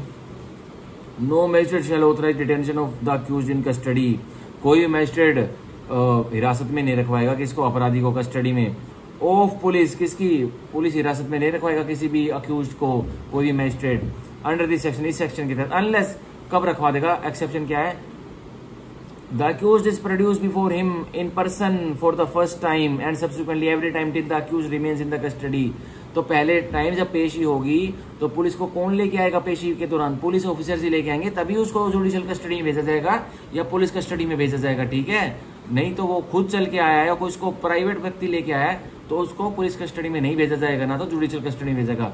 उसको कौन स्पॉन्सर करेगा? एक पुलिसकर्मी ही स्पॉन्सर करेगा। और आने वाले दिनों में जब वो 60 दिन के अंदर भी 90 दिनों के अंदर भी तारीख पे आएगा ना जेल से भी, तो या फिर पुलिस कस्टडी से भी 2-3 दिन की लगाएंगे, 2-3 दिन बाद तो पेश करना पड़ेगा दोबारा, तो तब भी पुलिस ऑफिसर उसको स्पॉन्सर करेंगे या जेल से जो जेल का स्टाफ है वो उसे स्पॉन्सर करेगा, तभी उसकी फर्दर हिरासत बढ़ाई जाएगी अक्यूज की। यही कह रहा है हमारा बी। और आगे पढ़ते हैं। But the magistrate may extend further detention in judicial custody on production of the accused either in person or through the medium of electronic video linkage। अगर जेल कस्टडी से उस अक्यूज को नहीं लेके आया जा रहा है, भाई कुछ रीजंस हो सकते हैं, ज्यादा ही नोटोरियस गैंगस्टर है, तो अगर उसकी जेल से वीडियो कॉन्फ्रेंसिंग हो गई, वीसी हो गई, जो कि लॉकडाउन में चला है एक प्रोसेस वीसी का कोर्ट्स में, वो हो गई तो क्या होगा? अब उसकी और फर्दर डिटेंशन हिरासत जुडिशियल कस्टडी में जिला कारागार में बढ़ा दी जाएगी, ठीक है? अब सी पढ़ेंगे हम। Proviso C of subsection 167 section 167 subsection 2 का proviso C. No magistrate of the second class not specially empowered in this behalf by the High Court. तो कोई भी मैजिस्ट्रेट जो कि सेकंड क्लास का है, जेएमएससी है, वो अगर उसको हाई कोर्ट ने स्पेशली एम्पावर नहीं किया हुआ क्या करने के लिए, shall authorise detention in the custody of the police, तो JMSC judicial magistrate second class अगर हाई कोर्ट ने नहीं बोला हुआ ना कि पुलिस की हिरासत में आप दे सकते हो, अगर बोला हुआ है तो दे सकता है पुलिस की हिरासत में, पुलिस कस्टडी दे सकता है। अगर नहीं बोला हुआ तो judicial magistrate second class police की कस्टडी में नहीं भेज सकता कि उसको, यह क्लियरली मना किया हुआ है, ठीक है? अब हम पढ़ेंगे explanation 1 of 167 for the avoidance of doubts. हर संभव शंका को मिटाने के लिए it is hereby declare that, यह घोषित किया जाता है क्या? Notwithstanding the expiry of the period specified in para A, the accused shall be detained in custody as long as he does not furnish bail. Clear कर दिया, अब मैं यही बताने वाला था, भूल गया था, क्लियर कर दिया एक्सप्लेनेशन 1 ने कि जब तक उसको डिफॉल्ट बेल का फायदा नहीं मिलेगा, जब तक कि वह फर्निश नहीं करता अपनी बेल की, सिक्योरिटी एंड श्योरिटी नहीं देता है कोर्ट में, ठीक है? तो तब तक उसको बेल नहीं मिलेगी। और एंड इन अ मीनवाइल उसको पुलिस इन्वेस्टिगेशन कंप्लीट नहीं हुई, 91st डे भी चार्जशीट नहीं आई, एंड इन अ मीनवाइल उसको बेल मिल भी गई, उसने बेल के लिए तो अप्लाई कर दी 91st डे, पर कोर्ट ने बोल दिया कि 2 लाख रुपए सिक्योरिटी दो। अब उसके पास 2 लाख रुपए है नहीं, वो बोलता है कि मेरे को थोड़ा टाइम दो। अब इन मीनवाइल 20 दिन और गुजर जाते हैं, 110 दिन पूरे हो जाते हैं। अब 111वें दिन चार्जशीट फाइल हो जाती है, तो क्या अब उसकी डिफॉल्ट बेल रद्द कर दी जाएगी? बिल्कुल कैंसिल कर दी जाएगी, क्योंकि उसके पास राइट तो अराइज हुई थी पर उसने क्लेम ही नहीं की वो राइट। भाई श्योरिटी फटाफट रेडी रखता और तुरंत लिया था, अब उसकी राइट खत्म, ठीक है? लेकिन इसका भी एक वो है, डिफेंस है कि भाई राइट खत्म नहीं हो सकती। अगर जब आपको बेल मिलती है तो आप अनदर एप्लीकेशन लगा देते हो कि भाई मैं ये राइट अवेल अपनी एक्टिव में रखना चाहता हूँ, मेरे को टाइम दिया जाए, मैं इस टाइम के दौरान, जो भी आप उसमें डेज लिख दोगे डिफॉल्ट बेल की एप्लीकेशन में कि अभी तो मेरे पास श्योरिटी नहीं है, पर मेरे को 40 डेज का टाइम दिया जाए, मैं श्योरिटीज को अरेंज कर लूंगा। मैंने श्योरिटीज बुलाई हुई हैं तो वो आ रही हैं और श्योरिटीज मेरे श्योरिटीज काम कर रही हैं, पैसा एकत्रित कर रही हैं, वो पैसे का कर लेंगे अरेंजमेंट, तो भी ये इसकी एक डिफेंस है। तो फिर बेशक से चार्जशीट फाइल हो जाए, लेकिन उसने एप्लीकेशन लगा के बोला हुआ था ना, टाइम को एक्सटेंड किया हुआ था ना, प्रेयर की हुई थी ना, तो हो जाएगा ऐसे। लेकिन प्रेयर करनी पड़ेगी, प्रार्थना करनी पड़ेगी अक्यूज को, डिफेंस को, तभी एक्सटेंड होगा, ठीक है? वरना तो नहीं होगा। अब explanation 2 if any question arises whether an accused person was produced before the magistrate as required under clause B, तो कोई क्वेश्चन उठ जाता है कि भाई क्या अक्यूज को जब वो पुलिस हिरासत में था तो उसकी क्या पेशी करवाई गई थी पुलिस कस्टडी देने के लिए, या फिर कोर्ट ने उसको जुडिशियल कस्टडी भेज दिया उसी दिन, क्या उसकी हाजिरी थी उस दिन, या फिर वो जेल से कोर्ट में पेशी के लिए आ रहा है, अपनी तारीखों पर आ रहा है, क्या उसकी हाजिरी थी उस दिन? तो जब वो हस्ताक्षर करेंगे ना एक ऑर्डर के नीचे, जो पिछला ऑर्डर रहेगा, जो उससे संदर्भित कोई उसका पिछला ऑर्डर निकला होगा, फाइल पे लगा होगा, तो उसके नीचे वह अपने सिग्नेचर कर देगा, तो वो सफिशिएंट प्रूव होएगा कि हाँ भाई अक्यूज को पेश किया गया था। कभी कल को जाके ये ना कहते कोई कोई उसको तो पेश ही नहीं किया जा रहा, उसकी तो कॉन्स्टिट्यूशनल राइट्स को हैम्पर किया जा रहा, तो ऐसा कुछ नहीं होगा। ठीक है, तो ये हमारा हुआ पूरी एक्सप्लेनेशन 2। अब हम प्रोवाइजो पढ़ेंगे सबसेक्शन 2 का। Provide further that in case of women under 18 years of age. बताया गया है कोई महिला है, कोई बच्ची है 18 साल से कम की और वो वुमेन है, महिला है, the detention shall be authorised to be in custody of a remand home or a recognised social institution. तो उसकी हिरासत कहाँ दी जाएगी 18 साल से कम की महिला की? उसको जेल जिला कारागार में नहीं भेजा जाएगा, अब उसको रिमांड होम में भेज दिया जाएगा या फिर रिकॉग्नाइज सोशल इंस्टीट्यूशन में भेज दिया जाएगा। आ सकता है प्री में रिमांड होम में भेज दिया जाएगा उसको, जहाँ पे बच्चों को सही करते हैं, जो अपराधी होते हैं, जो अपराधी किस्म के बच्चे होते हैं, अपराध कर देते हैं, उनको रिहेबिलिटेशन के लिए रिमांड होम में भेजा जाता है, जहाँ उनकी थोड़ी अच्छी से देखभाल सी होती है। या फिर रिकॉग्नाइज सोशल इंस्टीट्यूशन, कोई सोशल इंस्टीट्यूशन है जो कि परमिशन प्राप्त है, मान्यता प्राप्त है, उसमें भेज दिया जाएगा। ठीक है, तो ये हुआ हमारा सबसेक्शन 2 के सारे पार्ट्स। अब सबसेक्शन 2 कैपिटल ए यही होगा हमारा 167 होगा, बहुत बड़ा है और मैं पूरी अच्छी तरह समझा रहा हूँ। ऐसा फाउंडेशन क्लासेस में समझाते हैं। ठीक है, note B standing anything content in subsection 1 और सबसेक्शन 2। तो कह रहा है सबसेक्शन 1 का और सबसेक्शन 2 का सब कुछ भूल जाइए, वहीं धरा का धरा रह जाएगा, यह पढ़िए।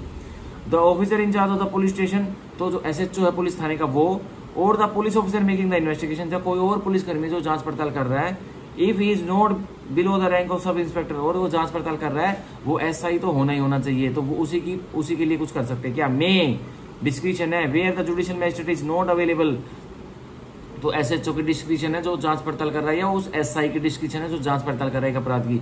अगर तो जुडिशियल मैजिस्ट्रेट अवेलेबल नहीं है, जुडिशियल मैजिस्ट्रेट है ही नहीं, तो क्या होगा, और metropolitan magistrate have been conferred, transmit to the nearest magistrate on whom the powers of judicial magistrate और metropolitan magistrate have been conferred. तो जहां जुडिशियल मैजिस्ट्रेट नहीं है तो वो SHO और वो IO जो कि SI है, वो उस अक्यूज को ट्रांसफर करने किसके पास, एग्जीक्यूटिव मैजिस्ट्रेट के पास। अगर भाई जुडिशियल मैजिस्ट्रेट नहीं है तो एग्जीक्यूटिव मैजिस्ट्रेट के पास ट्रांसफर करो, कोई से मैजिस्ट्रेट के सामने तो पेशी करवाओ इसकी, अपने थाने में क्यों बंद कर रखा है इसको। और जिस एग्जीक्यूटिव मैजिस्ट्रेट को किसकी पावर कन्फर कर रखी है, या तो जुडिशियल मैजिस्ट्रेट की या मेट्रोपॉलिटन मैजिस्ट्रेट की। भाई एग्जीक्यूटिव मैजिस्ट्रेट कार्यपालिका का हिस्सा होता है, ना कि जुडिशरी का। ठीक है, तो लेकिन उसको पावर दे रखी है मैजिस्ट्रेट की, उस कार्यपालिका वाले अधिकारी को, तो उसके पास भी उसकी पेशी हो जाएगी। और आगे बढ़ते हैं अब, अ copy of the entry in the dairy, तो उसके पास भी वो डेयरी भिजवाई जाएगी जो कंपोजिट केस डेयरी होती है, जो केस की बनती है। Hereinafter prescribed related to the case and shall at the same time forward the accuse to such executive magistrate, और फॉरवर्ड कर दिया जाएगा केस डेयरी के साथ और उसको अक्यूज को एग्जीक्यूटिव मैजिस्ट्रेट के सामने। And thereupon shall executive magistrate may, और फिर एग्जीक्यूटिव मैजिस्ट्रेट क्या करेंगे उस अपराधी के साथ, for reason to be recorded in writing, लिखित में एक रीजन रिकॉर्ड करेंगे एग्जीक्यूटिव मैजिस्ट्रेट साहब।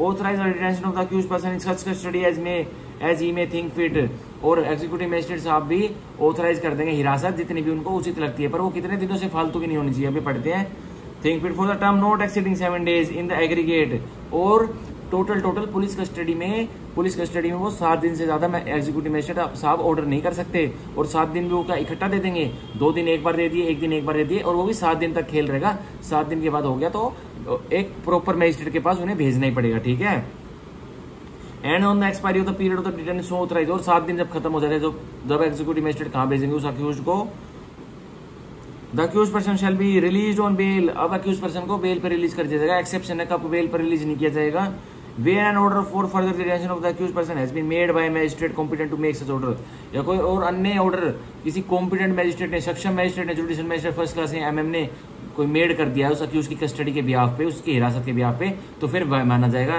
अगर कोई ऑर्डर मेड नहीं किया है तो एग्जीक्यूटिव मैजिस्ट्रेट ही बेल पर छोड़ देंगे उस अपराधी को, चाहे वो मर्डर केस का अपराधी क्यों नहीं है, क्योंकि जुडिशियल मैजिस्ट्रेट अवेलेबल ही नहीं थे। तो एग्जीक्यूटिव मैजिस्ट्रेट के पास पेश किया, एग्जीक्यूटिव मैजिस्ट्रेट के पास पेश किया तो उन्होंने 7 दिन के पास उनकी पावर थी, 7 दिन तक वो पुलिस कस्टडी में रख सकते हैं। अब 8वें दिन भी नहीं है कोई judicial magistrate available, MM available, तो किसको भेजा जाएगा भाई, उसको बेल पर छोड़ दो, चाहे मर्डर केस का वो अपराधी है। ठीक है, लेकिन एक्चुअली अब इंडिया में तो हर जगह चप्पे में जुडिशियल मैजिस्ट्रेट बहुत सारे हैं, तो ये रेडंडेंस है, इसको कोई यूज नहीं करता।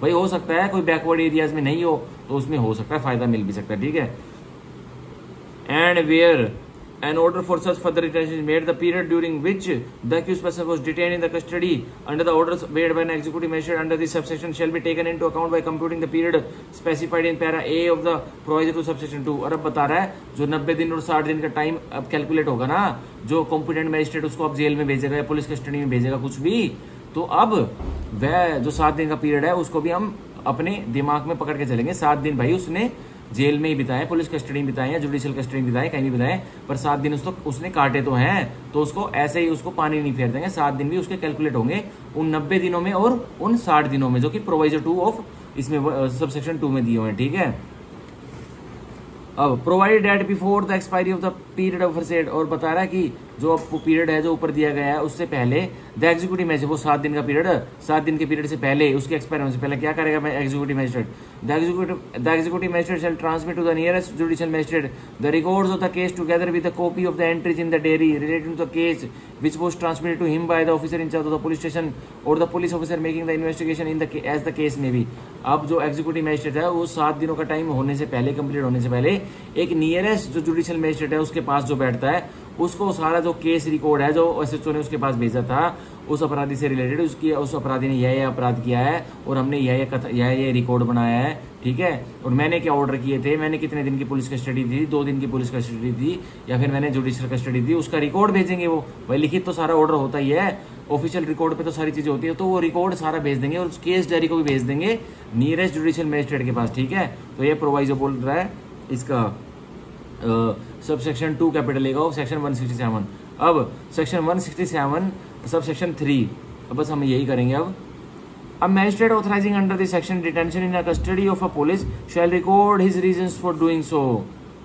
अब वो 7 दिन का पीरियड पूरा हो जाने के बाद जो एग्जीक्यूटिव मैजिस्ट्रेट ने दे दिए थे, अब जुडिशियल मैजिस्ट्रेट को तो दोबारा लेना है और 7 दिन का ही पुलिस कस्टडी हुआ है, तो बचे तो 8 दिन। क्या वो जुडिशियल मैजिस्ट्रेट अब जिसके पास वह है उसका रिकॉर्ड भेजा जाएगा, क्या वह भी अब उसको पुलिस कस्टडी में 8 दिन तक रखवा सकता है? बिल्कुल रखवा सकता है। और अब ये रैंडमली भी जनरली भी बता रहा है, magistrate authorising under this section detention in the custody of the police, कोई और अन्य मैजिस्ट्रेट है, एग्जीक्यूटिव मैजिस्ट्रेट को हमने क्लियर कर लिया, कोई और मैजिस्ट्रेट है जो कि पुलिस कस्टडी में ऑर्डर करेगा ले जाने के लिए 15 दिनों तक, तो कह रहा है अपने रीजंस तो रिकॉर्ड करेगा कि किस कारणवश उसको लग रहा है कि इसको पुलिस कस्टडी में भेजना चाहिए जांच पड़ताल के लिए, तो ये स्पीकिंग ऑर्डर होंगे, ठीक है, अपने कारण तो रिकॉर्ड करवाएगा ही।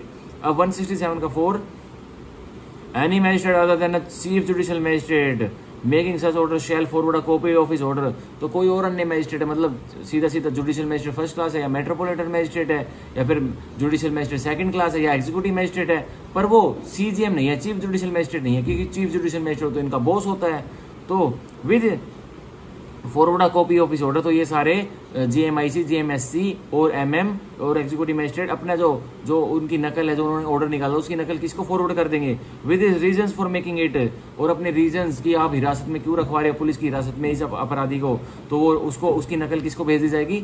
चीफ जुडिशियल मैजिस्ट्रेट को भेज दी जाएगी, ठीक है। अब subsection 5, if in any case triable by magistrate as a summons case, कोई केस मैजिस्ट्रेट ट्राई कर रहा है और सम्मन्स केस की तरह ट्राई कर रहा है। अब सम्मन्स केस किस में दिए गए हैं? चैप्टर 20 सीआरपीसी में दिए गए हैं, सेक्शन 251 से लेके सेक्शन 259 तक, ठीक है। तो सम्मन केस की तरह एक मैजिस्ट्रेट ट्राई कर रहा है। The investigation is not concluded with in a period of 6 months, और जांच पड़ताल उस सम्मन केस में जिसमें सजा की 2 साल से नीचे ही मिलनी है अपराधी को, उस केस में भी इन्वेस्टिगेशन जांच पड़ताल कंप्लीट नहीं होगी, तेरी 6 महीने हो गए हैं। From the date on which the accuse was arrested, और किस दिन से 6 महीने कैलकुलेट होंगे? जिस दिन से अपराधी को अरेस्ट किया गया है पुलिस ने।